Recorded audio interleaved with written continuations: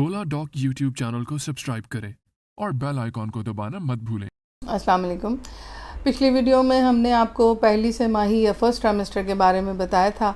आज हम बात करेंगे दूसरी तिमाही या सेकंड ट्राइमेस्टर के बारे में। पाकिस्तान के टॉप डॉक्टर्स के साथ अपॉइंटमेंट बुक करें, वो भी पेशेंट फीडबैक देखते हुए। लाखों लोगों की तरह पाकिस्तान के सबसे बड़े डॉक्टर नेटवर्क का फायदा उठाएं और आज ही ओला डॉक ऐप डाउनलोड करें। ओला डॉक, डॉक्टर का अपॉइंटमेंट आसानी से। सेकंड ट्राइमेस्टर 13 से लेकर 26 हफ्तों पे मुहित होता है। सबसे ख़ास चीज़ जो इसमें शुरू होती है वो बच्चे की हरकत माँ महसूस कर सकती है और ये अमूमन 20 हफ्तों के ऊपर 18 से 20 हफ्तों के दरमियान जिनकी पहली प्रेगनेंसी होती है उन्हें तकरीबन 20-21 हफ्तों पे पता लगता है और जिनके बच्चे पहले हो चुके हैं वो ज़ाहिर है एक्सपीरियंस की वजह से उन्हें हो सकता है कि 18वें हफ्ते में भी 18 से 19 में बच्चे की हरकत महसूस होनी शुरू हो जाए। दूसरी चीज़ ये होती है कि इस स्टेज पे आके बच्चे की नशोनुमा बढ़ती है, उसकी हड्डियां बननी शुरू होती हैं, तो हमें कैल्शियम और आयरन इनटेक लेना होता है।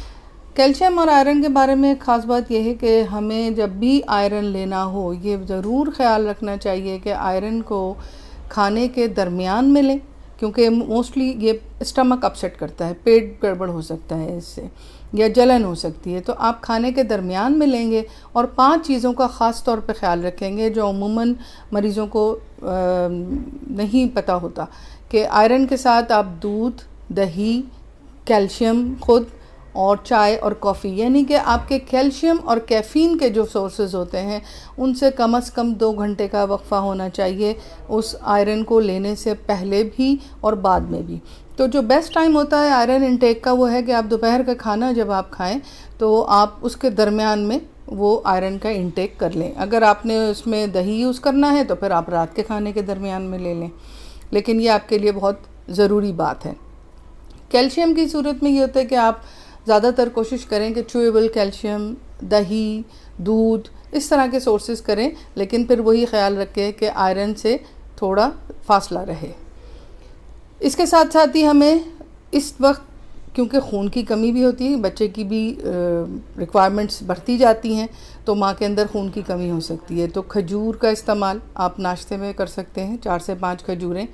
गोश्त जैसे कि मैंने पहले भी बताया था कि रेड मीट, चाहे वो बीफ हो चाहे वो मटन हो, उसका आप इस्तेमाल कर सकते हैं। कलेजी का इस्तेमाल कर सकते हैं, आप रख दें 2 या 3 बोटियाँ कलेजी की आप डेली किसी तरीके से भी, या तो तवे पे सेक के या कैसे, वो अगर आप खा लें उससे बहुत तेज़ी से बढ़ता है। या लौकी का, जैसे मैंने पहले बताया था कि लौकी को आप गाजर की तरह जूस निकाल के और उसको आप लेमन डाल के या काली मिर्च नमक डाल के पी लें, उससे भी बहुत तेज़ी से बढ़ता है। एक प्रॉब्लम ये आती है कि जैसे आपका यूट्रस का साइज़ बढ़ना शुरू होता है, आपके मसाने पे वेट पड़ता है और जिससे पेशाब बार बार आना शुरू होता है। पेशाब जब बार बार आता है तो अक्सर ख़वातीन पानी का इंटेक कम कर देती हैं और उसकी वजह से जो पेशाब में इन्फेक्शन या यूटीआई जिसे हम कहते हैं वो भी डेवलप हो सकता है। यूटीआई के लिए जो आपकी डॉक्टर हैं या गायनेकोलॉजिस्ट हैं वो आपको कोई प्रेगनेंसी सेफ़ मेडिकेशन दे सकती हैं या आपको जो है ना क्रैनबेरी जूस दे सकते हैं। अगर हम ग़िज़ाई तरफ आएँ, ग़िज़ाई तौर पे हम देख सकते हैं तो जौ एक बेहतरीन चीज़ है जो कुदरत ने बनाई है।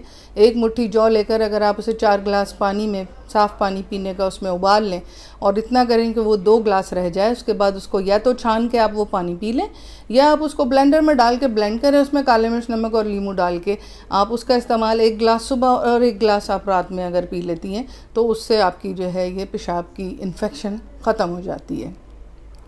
इसी के साथ अब हमारा जो 18 से 20 हफ्तों वाला टाइम है उसमें जैसे कि मैंने बताया कि बच्चे की बनावट हड्डियों की और बाकी चीज़ों की शुरू हो चुकी है, ऑर्गन्स बन रहे हैं। आपको उसमें एक एनामली स्कैन हम करवाते हैं, यानी कि ये समझ लें कि एक किस्म का तीसरा अल्ट्रासाउंड, जो दूसरी तिमाही का पहला एक अल्ट्रासाउंड है एनामली स्कैन, जिसमें हमें बच्चे की बनावट के बारे में पता चलता है कि आया कि तमाम जो आज़ा हैं उसके वो सही बन रहे हैं और कोई ऐसी प्रॉब्लम तो नहीं आ रही कि जिसकी वजह से हमें कोई मसला बाद में ना दरपेश हो। इस एनामली स्कैन के अलावा अगर माँ जो है उसके अंदर कोई कार्डिक इशू है या पहले किसी बच्चे में कार्डिक इशू है तो आप एक जो है एको करवाते हैं हम, फीटल एको, लेकिन वो हर एक में नहीं होता। वो मैंने आपको बताया कि अगर ये इट्स अ कॉम्प्लिकेशन, अगर कॉम्प्लिकेशन होती है तो फिर उसको एड्रेस करना होता है। दूसरी चीज़ जो इसमें आती है, हमें माँ की शुगर और ब्लड प्रेशर, इस पे नज़र रखनी होती है। 20 हफ्तों के बाद अमूमन बाज़ ख़वातीन में PIH या प्रेगनेंसी इंड्यूस्ड हाइपरटेंशन जिसको हम कहते हैं, यानी कि जो प्रेगनेंसी में ब्लड प्रेशर का बढ़ना, ये अक्सर हो जाता है। तो हमें ब्लड प्रेशर पे कड़ी निगाह रखनी होती है। अगर वो बढ़ रहा है तो अपने गायनेकोलॉजिस्ट को ज़रूर बताएं ताकि वो उसके लिए कोई सद्देबाप कर सके। बाकी मैंने शुगर का आपको बताया कि उसके भी टेस्ट होते हैं। तो हमें CBC हेमोग्लोबिन के लिए, रैंडम ब्लड शुगर इसीलिए कि आपकी शुगर तो नहीं बढ़ी, और यूरिन DR अगर वो रिक्वायर्ड हो UTI के केस में। डॉक्टर को हर 15 दिन के ऊपर आपको इस सेकंड ट्राइमेस्टर में विज़िट करना चाहिए है।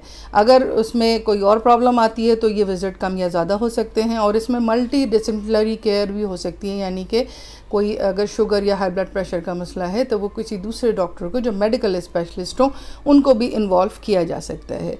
कॉम्प्लिकेशंस में वही जो मैंने पहले बताया था कि वजाइनल ब्लीडिंग हो सकती है, स्पॉटिंग हो सकती है। ऐसे में आप रेस्ट करें और अपने डॉक्टर से फौरी तौर पर मशवरा करके अद्वियात का इस्तेमाल करें।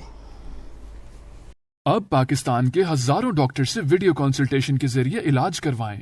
तो अभी ओला डॉक ऐप डाउनलोड करें और घर बैठे अपनी सेहत का ख्याल रखें।